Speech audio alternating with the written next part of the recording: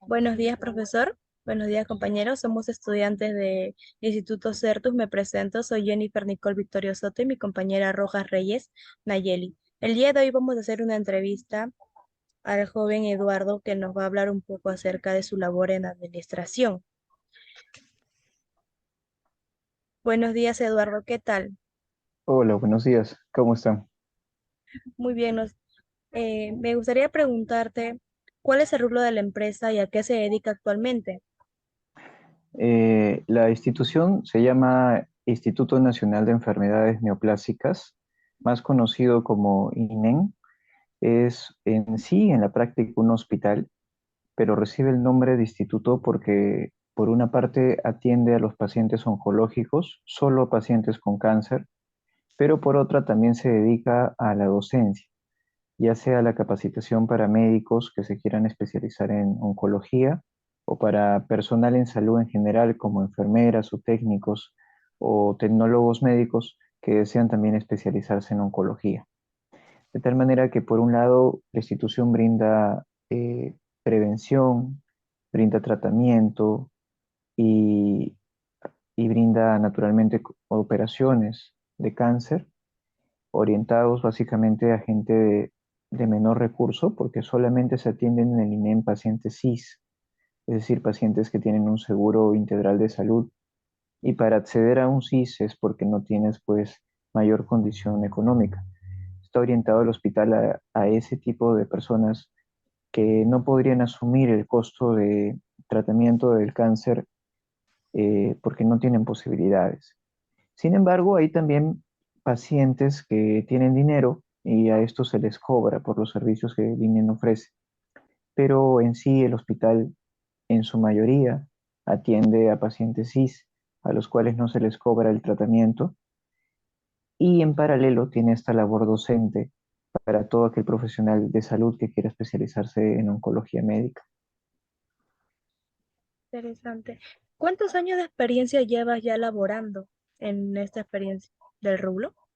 El próximo 16 de julio, la próxima semana, se estarían cumpliendo 3 años en que formo parte del INEM. ¿Hay alguna diferencia que tengas acerca de tal vez una posible competencia? Eh, bueno, en realidad no, dado que en el departamento de enfermería donde yo trabajo, la única persona que se dedica a las funciones eh, del día a día de mi desempeño soy yo, no hay otra persona. ¿Y tú puedes identificar tal vez las fortalezas y debilidades que se encuentren? Eh, sí, claro. Bueno, la fortaleza que tenemos como instituto o como hospital es que estamos a la vanguardia del conocimiento del cáncer. Los médicos que forman parte del Neoplásica son especialistas en cáncer. Como yo mencionaba, el hospital se enfoca en personas de bajos recursos, en pacientes CIS.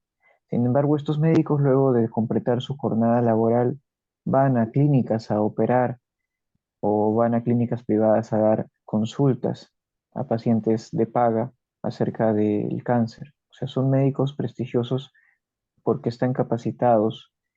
No hay otra institución que dé las directrices nacionales de cómo debe tratarse el cáncer. La única es el Hospital Neoplásicas. Ese expertise, ese conocimiento, ese know-how que tienen tanto médicos como enfermeras en el hospital hace que en el país seamos pues los que estamos a la vanguardia del tratamiento de esta enfermedad mortal.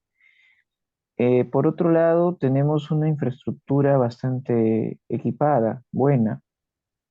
No somos un hospital de salud como muchos que hay que de repente falten tomógrafos, falten equipos médicos. No, estamos muy bien equipados. Eso es una fortaleza importante.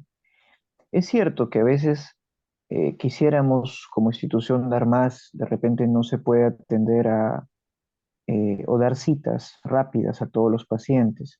Muchas veces el tiempo de cita, y eso vendría a ser pues una debilidad, oscila en promedio en unos 15 días. Entonces, Muchas veces para el tratamiento del cáncer es primordial que el paciente esté motivado. Y a veces el solo hecho que al paciente se le diga de aquí a 15 días va a tener su cita, hace que el paciente se desmotive un poco. Eh, entonces, por ahí hay una debilidad, pero en realidad se da en un plazo máximo de 15 días porque la cantidad de pacientes que vienen a la institución es enorme. Por más que quisiéramos darle menos tiempo, no podríamos atenderlos a todos.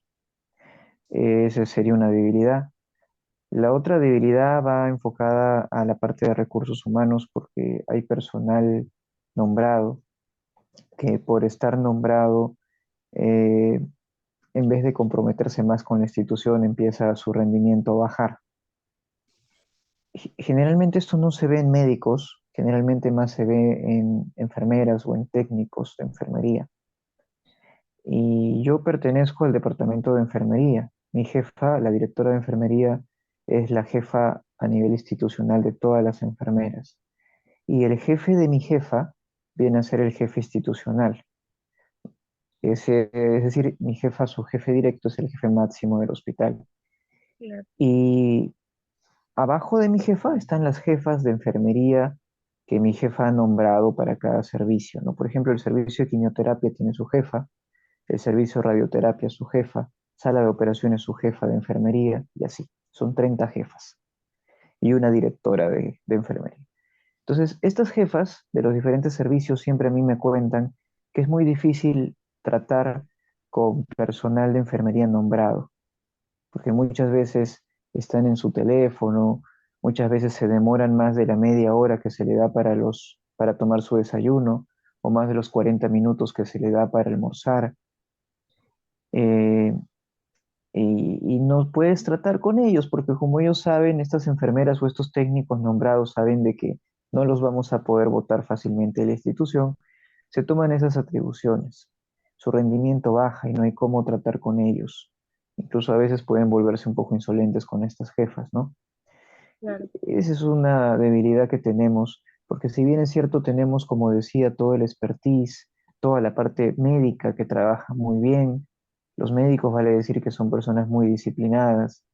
Muy aplicada. Tenemos también, claro, tenemos también en paralelo a enfermeras o a técnicas de enfermería, que son los que tienen el trato directo con los pacientes, que dicen, bueno, soy nombrada, y se aseguran de eso para rendir menos, ¿no? Es la antítesis de lo bueno que tenemos. Claro. ¿Y qué aspectos mejorarías dentro de la empresa a tu criterio, claro, para poder mejorar esa atención hacia su público en el caso de las enfermeras? Bueno, en realidad es difícil a nivel de recursos humanos, es difícil modificarlo.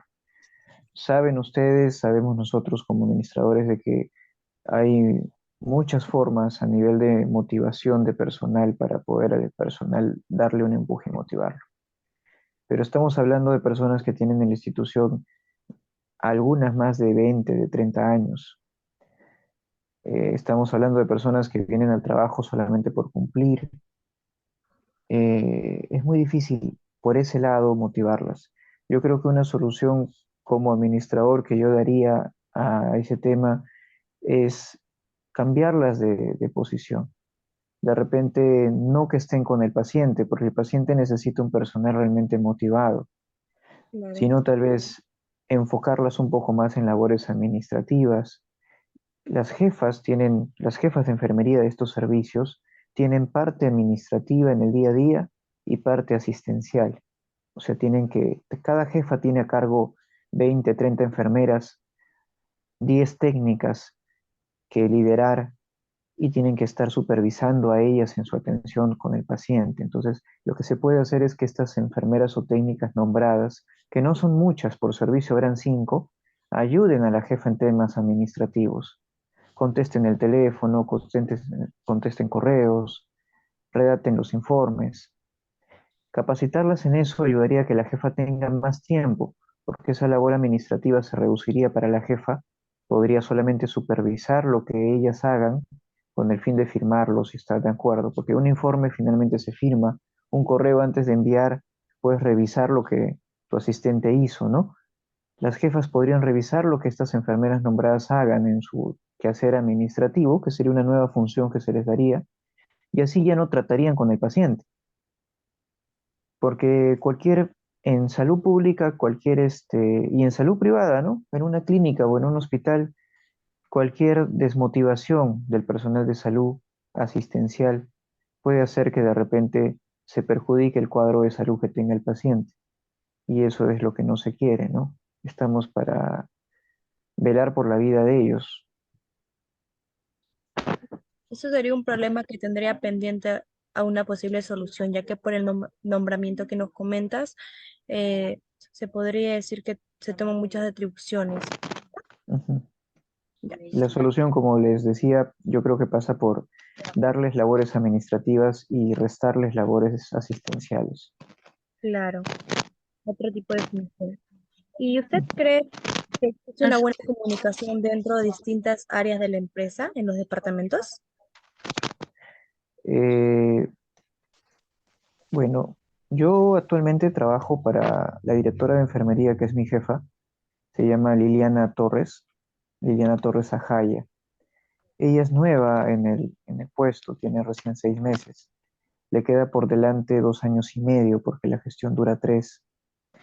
La anterior jefa, que se llamaba Melita Cosme Mendoza, era una persona muy profesional, muy competente, ha sido 2 veces directora, o sea, la anterior gestión era su segunda gestión.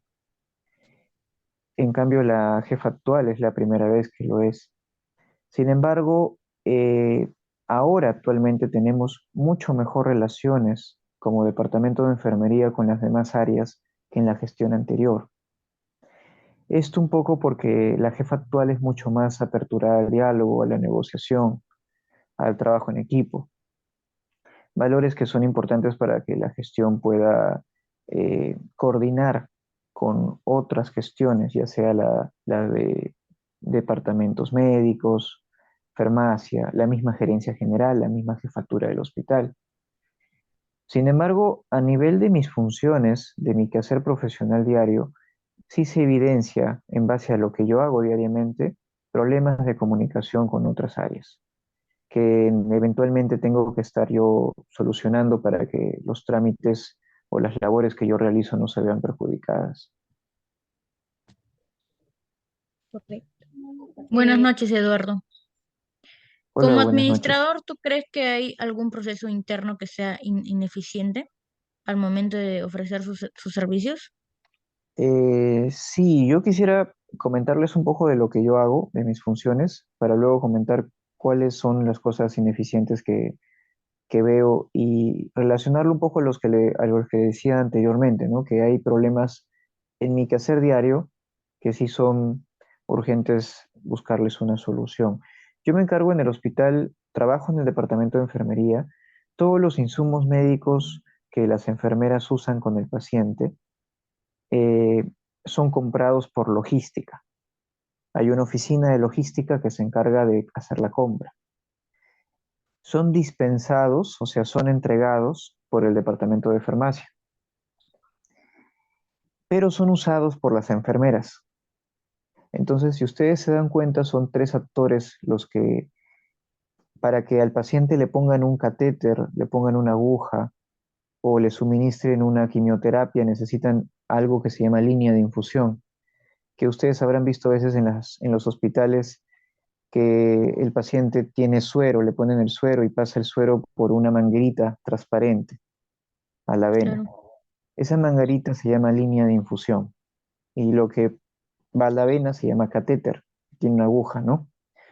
Entonces, por ejemplo, por decir un ejemplo, esa línea de infusión que nosotros la compramos o ese catéter que va a la vena o el suero que compramos, todo eso lo compra logística, pero quien lo dispensa, quien lo entrega es farmacia, a las enfermeras, y quien lo coloca al paciente es la enfermera, bajo supervisión del médico. Entonces son 3 áreas involucradas. Para que se compre la línea de infusión está logística, que se encarga de contactar a los proveedores que cotizan la línea, mandan su catálogo con sus características técnicas para que sean evaluados si es el producto que necesitamos o no. Esta farmacia, que es quien dispensa y quien se encarga del almacenamiento y de velar por el stock del producto, que no falte. Y es enfermería, porque enfermería usa. Entonces, ¿cuál es mi función en enfermería? Mi función en enfermería, como área usuaria de estos productos, es evaluar qué empresa me está ofreciendo la línea que yo necesito y qué empresa me está ofreciendo una línea que yo no necesito. O sea, en otras palabras, mi función es decir, esta empresa cumple, esta empresa no cumple. Tanto para compras pequeñas, que en el Estado se conocen como adjudicaciones sin proceso, o ASPs, que son compras menores a 8 UITs, o para procesos, que por lo general son licitaciones, pero también pueden ser de otro tipo, como adjudicaciones simplificadas, contrataciones directas, etc. En otras palabras, en cristiano, para ponerlo más simple, ¿son compras chiquitas o son compras grandotas? Las compras chiquitas son compras que te duran un mes y medio, y las compras grandotas, que son las licitaciones o los procesos, te duran o 12 meses o 24 meses. Ahí tú compras para un año o para 2 años. Entonces, ¿cuál es el círculo de compra de estos productos y cuál es mi función en ese círculo?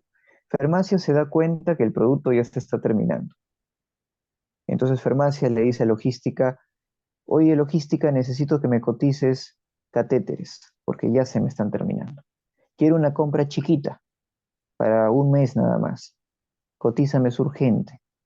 Siempre las compras chiquitas son porque son urgentes. Entonces, logística cotiza, le manda a farmacia las cotizaciones con los catálogos donde están todas las características de los catéteres. Y lo que hace farmacia, una vez tiene la información de logística, es pasarla a nosotros, a enfermería. Y nos dice, toma enfermería a la directora, ¿no? Que es mi jefa. Y mi jefa me lo pasa a mí. Entonces mi jefa me dice, toma Eduardo. Entonces, ¿yo qué hago? Si han llegado, por decir, 3 propuestas, 3 empresas diferentes que quieren ofrecerme catéteres, yo agarro la especificación técnica de enfermería. Ese es un documento donde un grupo de jefas de enfermería han dicho, yo quiero un catéter con estas características. Quiero un catéter que mida tanto, quiero un catéter, por decir, libre de PVC, libre de látex, quiero un catéter que sea esterilizado con rayos gamma, por decir. Así, es un listado de características técnicas donde las enfermeras han puesto todo lo que tiene que tener un catéter. Entonces, ¿yo qué hago?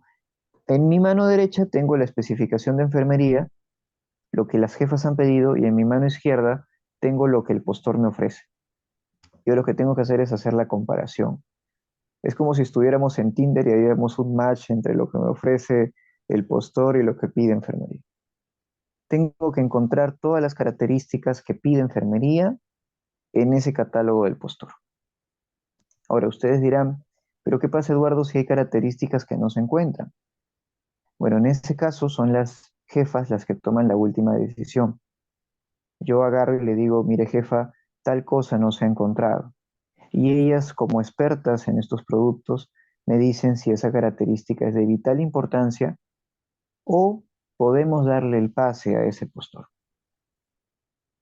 Porque claro, de todo el listado de características van a haber características mucho más importantes que otras.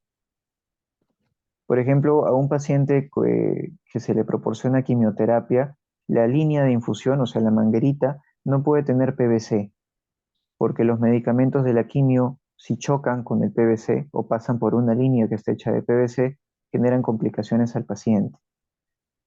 Entonces, se pide sí o sí una línea libre de PVC. Si viene un postor con una línea de PVC, automáticamente está descalificado.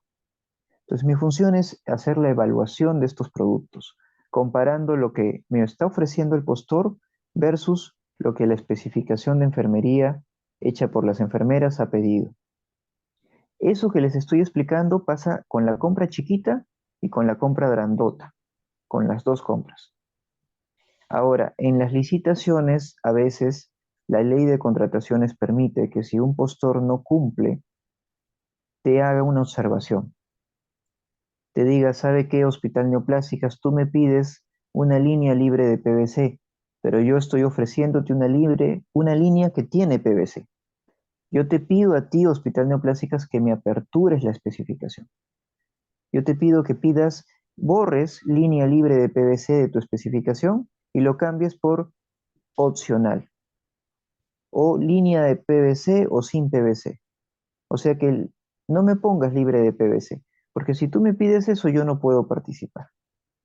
La ley de contrataciones permite que los postores te hagan estas observaciones.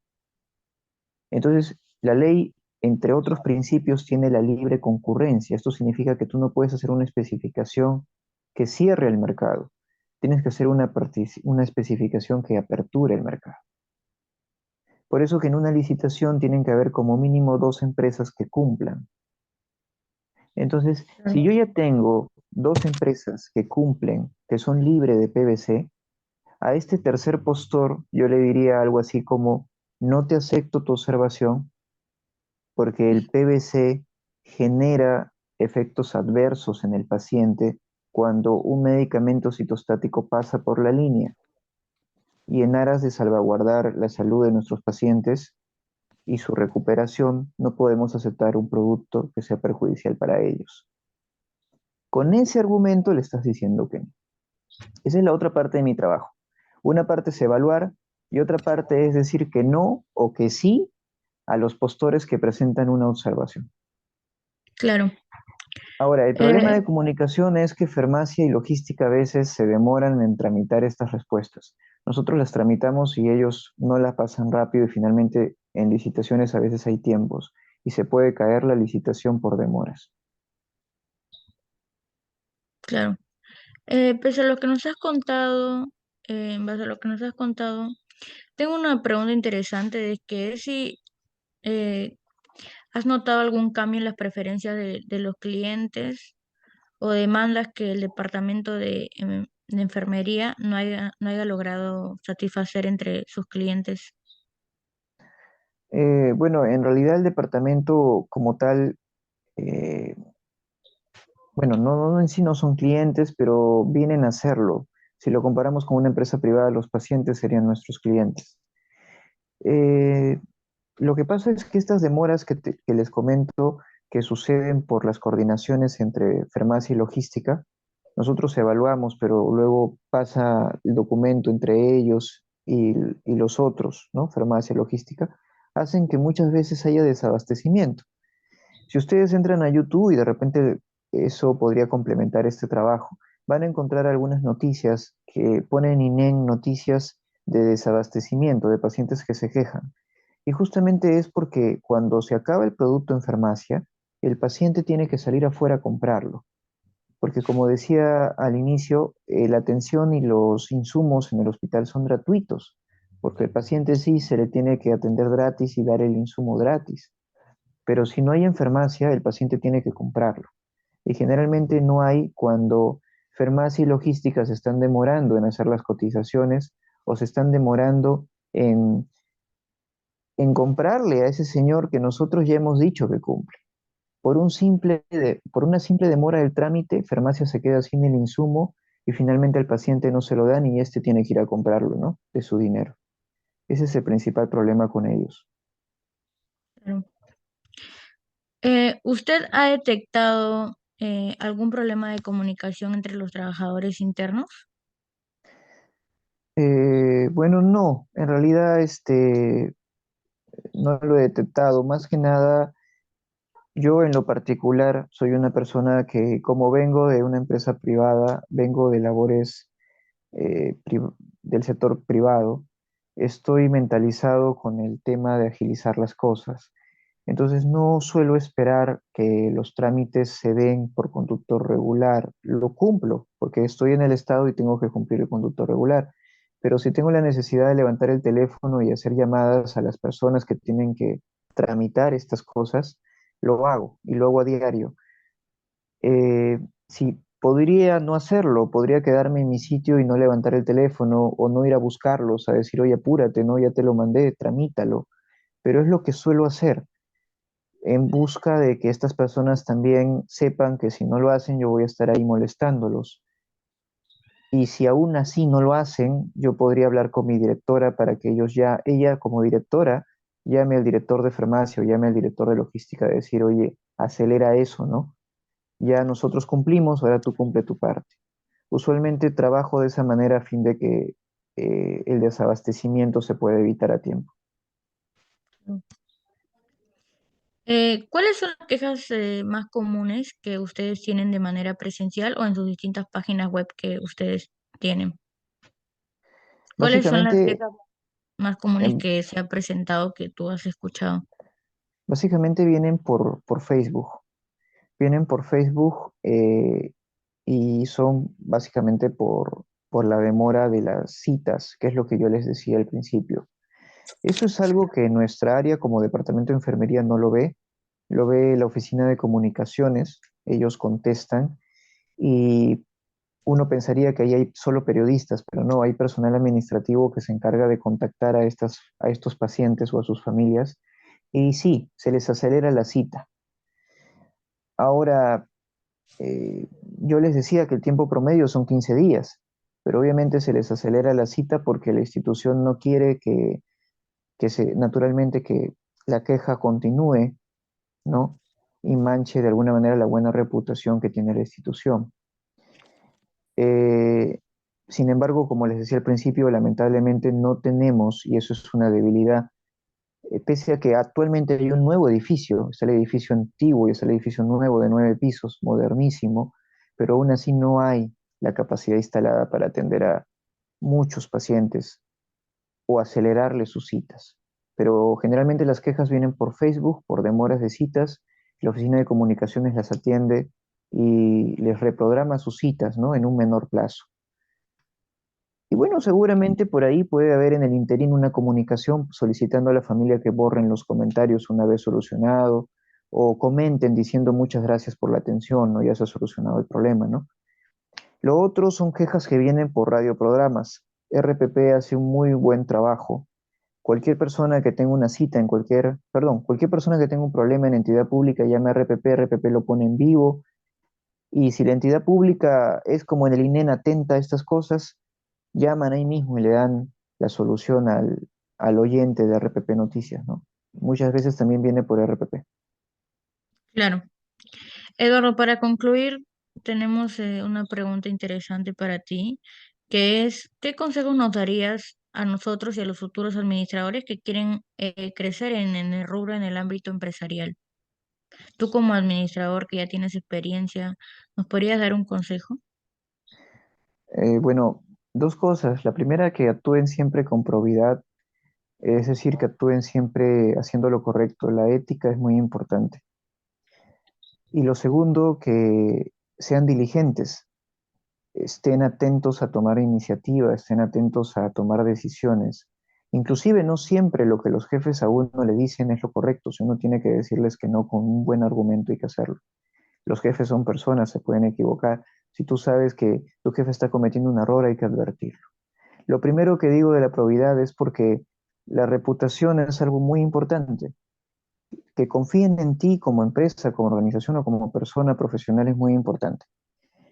La confianza en poco tiempo se puede terminar y recuperarla es verdaderamente muy difícil. Así que sean personas confiables, actúen siempre haciendo el bien y siempre tomen la iniciativa. Busquen soluciones en todo momento. Claro. Muchas gracias, Eduardo, por darle tu tiempo en la entrevista. Sí, Ha te sido muy agradezco. gentil de tu parte. No, gracias a ustedes. Yo estoy encantado de haberles podido hacer la entrevista. Muchos éxitos. A Gracias. nosotros por regalarnos un poco de tu tiempo para detallarnos un poco más de nuestras preguntas. Muchas gracias. Ustedes, hasta luego. Cuídate, Hasta Eduardo. luego.